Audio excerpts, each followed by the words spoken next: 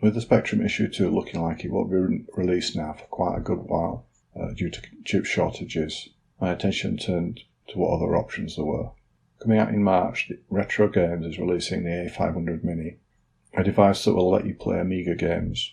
The Amiga was a computer that I never did anything with because I had an Atari ST, but because it runs many of the games that the ST ran, this looked like quite an interesting machine to me. So I'd be able to play the ST games, and maybe they'd be a little bit better.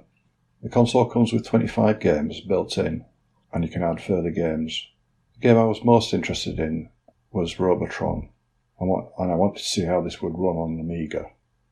So I ordered the A500, but that's due to arrive in March. So to have a quick look at how Robotron runs on the Amiga, I thought I'd turn to an Amiga emulator. There are 3 options with Amiga emulators. I thought I'd look at the WinUAE one. This can be downloaded free on the internet, and the screen shows how to set the emulator up. So first I went to download the emulator. So installing the emulator was quite simple, not taking very long as it's quite a small program.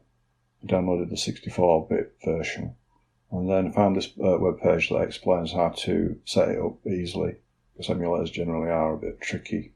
But with this one, there's a quick start option where you tell it the name of the disk you want to run the ADF file, and you also have to set up a ROM. So some of these ROMs are KS ROMs, or there is an AROS ROM built into the emulator which you can use. You do have to pay for the KS ROMs. So running the quick start, the emulator started up, and you can see Amiga DOS appearing. It then displayed the Llamatron README file, as I found the ADF for Llamatron on the internet, on the Llamasoft website. So then, to start the game off, type in Llama 512, and the game took quite a while to start up. I actually tried to type Llama as well, see if that would start it up, but I didn't realise it was already running. You can see the CPU is still running, and then it starts up.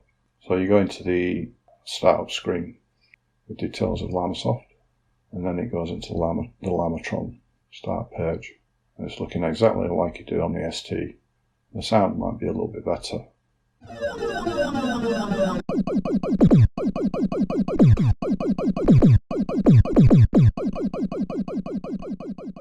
So one thing that would be better is to get the twin joystick setup working. At the moment I'm just using the keyboard, which is not great for your direction of fire, but it's looking pretty good. I'm feeling hopeful that this will run okay on the A500. So the A500 comes with 25 games built in.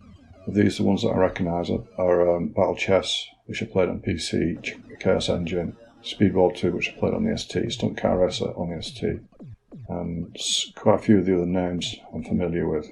So these look like a pretty good set of games to get started with.